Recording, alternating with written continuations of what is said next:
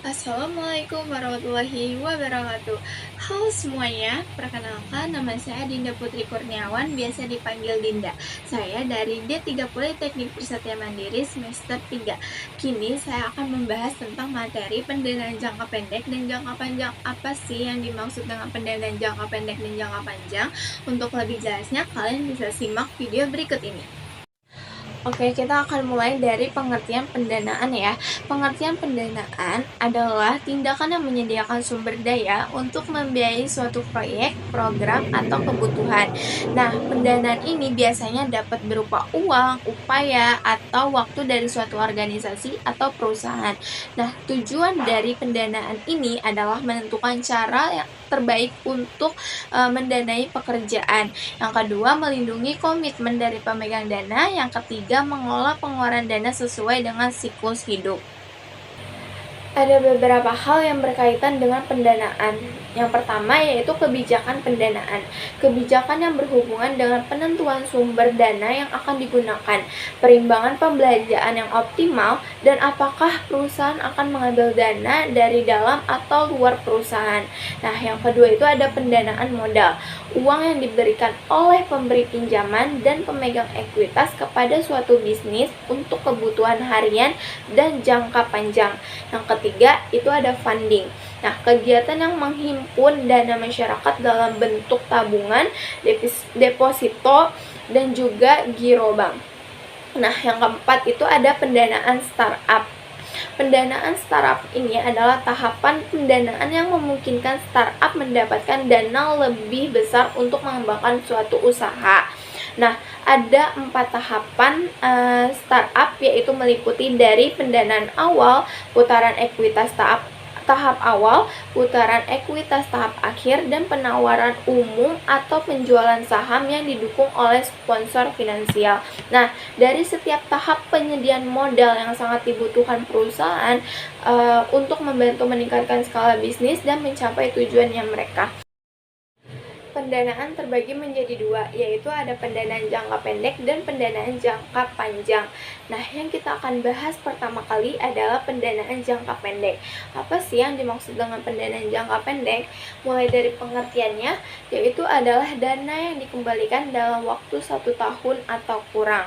Nah, pendanaan ini dapat digunakan untuk berbagai tujuan, misalkan seperti membiayai operasional perusahaan, memenuhi likuiditas perusahaan, menambah modal untuk aktiva lancar, terus melunasi tagihan, dan juga menutup biaya operasional.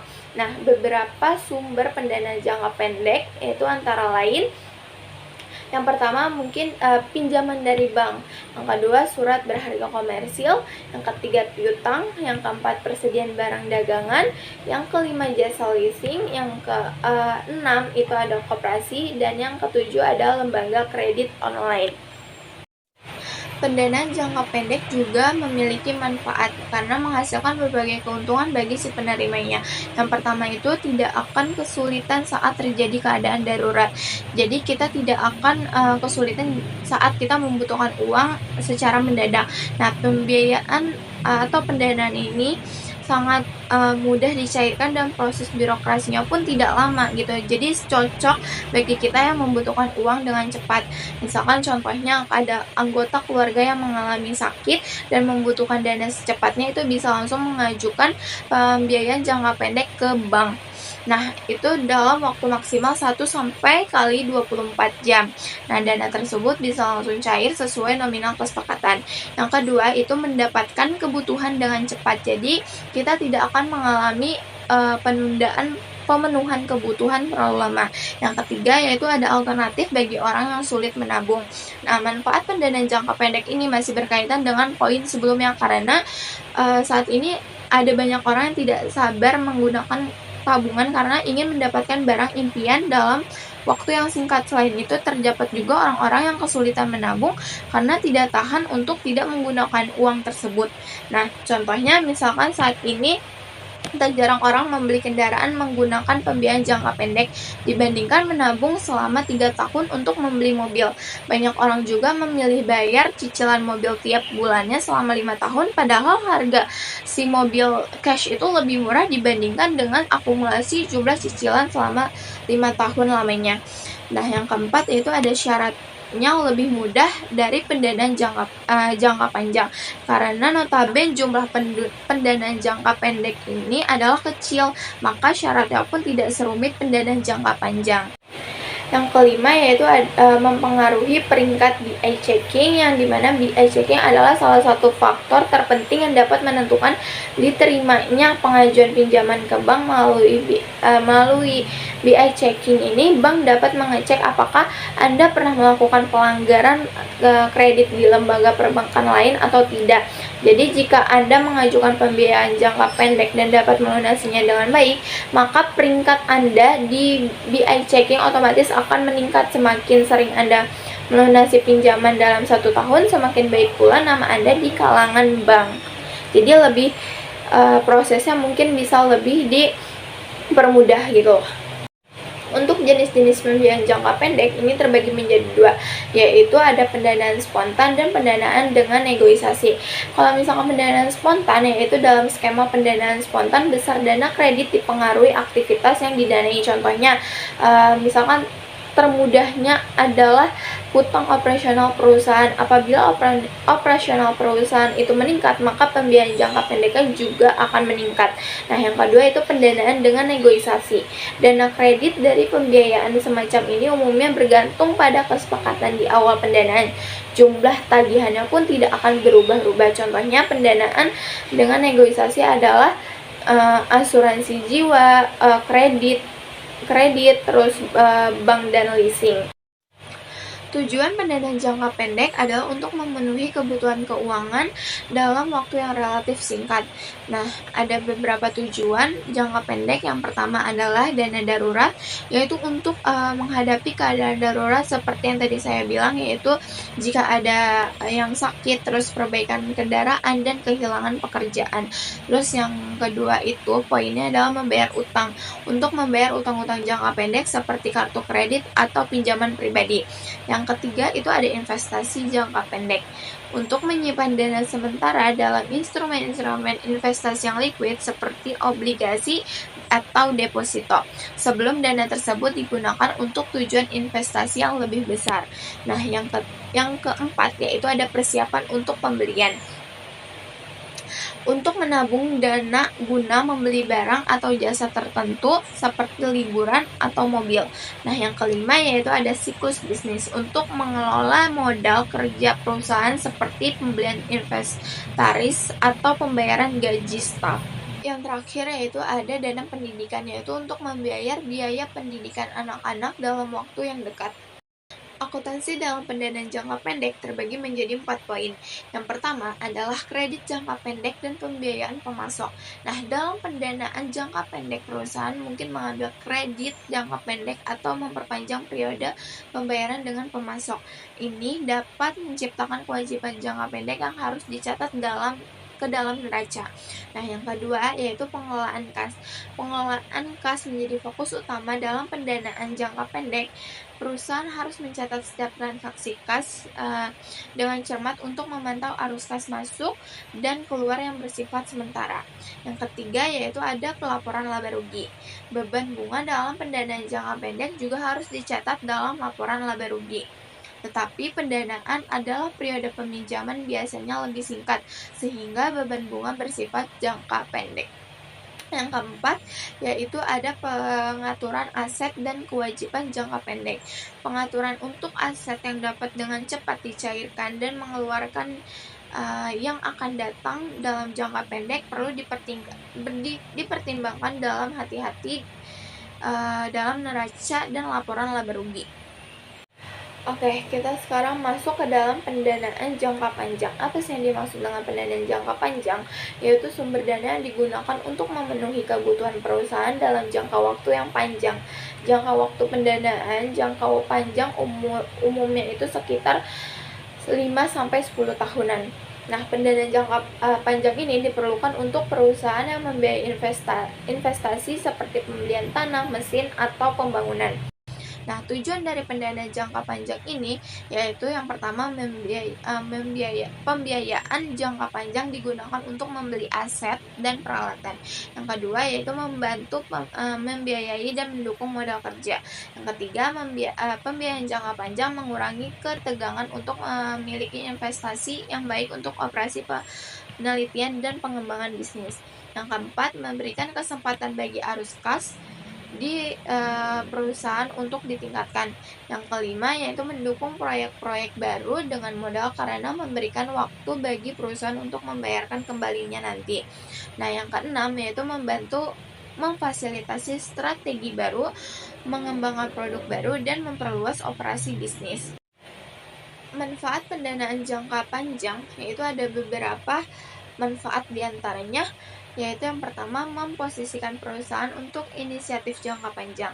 Nah, pendanaan jangka panjang dapat membantu perusahaan untuk mengelola resiko keuangan dan melakukan inisiatif jangka panjang. Nah, yang kedua memperkuat modal perusahaan.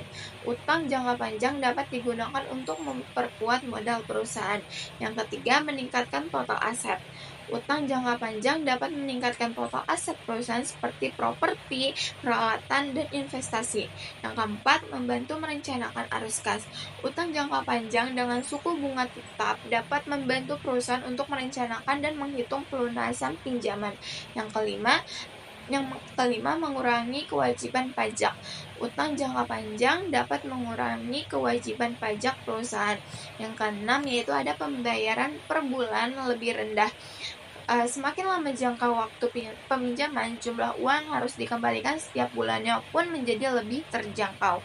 Nah, jenis-jenis dari pendanaan jangka panjang yaitu ada obligasi, surat utang yang diterbitkan oleh perusahaan untuk pemerintah untuk mendapatkan dana dari investor. Nah, obligasi biasanya memiliki jangka waktu lebih dari 1 tahun. Yang kedua yaitu pinjaman jangka panjang dari lembaga keuangan. Pinjaman dari bank atau institusi keuangan lainnya yang dapat digunakan untuk mendanai investasi jangka panjang. Yang ketiga, hipotek. Nah, utang jangka panjang yang diperoleh dari bank dengan jaminan aset berupa properti atau tanah. Terus yang keempat yaitu surat utang, instrumen keuangan tanpa jaminan yang diperoleh perusahaan dengan reputasi dan kredibilitas yang baik. Yang kelima yaitu saham. Investasi saham merupakan pembelian saham untuk kepemilikan sebagian saham dari suatu perusahaan. Akuntansi dalam pendanaan jangka panjang. Yang pertama, obligasi dan pinjaman jangka panjang. Dalam pendanaan jangka panjang, perusahaan mungkin menerbitkan obligasi atau mengambil pinjaman jangka panjang. Ketika ini terjadi, perusahaan harus mencatat jumlah utang ini sebagai kewajiban dalam neraca. Yang kedua, yaitu ada bunga. Bunga yang harus dibayarkan atas obligasi atau pinjaman jangka panjang harus diakui sebagai beban dilaporkan laba rugi perusahaan. Bunga ini dicatat sepanjang masa pinjaman berlangsung. Nah, yang ketiga, penyusunan aset tetap. Jika dana jangka panjang digunakan untuk membeli aset tetap seperti mesin atau properti, perusahaan harus menyusutkan aset ini selama masa manfaatnya dan mencatat penyusutan sebagai beban. Nah, yang keempat yaitu pelaporan laba rugi. Beban bunga dan penyusutan aset tetap mempengaruhi laba bersih perusahaan, sehingga perlakuan akuntansi yang tepat dalam laporan laba rugi sangat penting. Selanjutnya kita akan membahas tentang perbedaan pendanaan jangka pendek dan pendanaan jangka panjang. Nah, kalau misalkan dari periode waktu, pendanaan jangka pendek adalah pendanaan yang digunakan untuk periode waktu yang relatif singkat.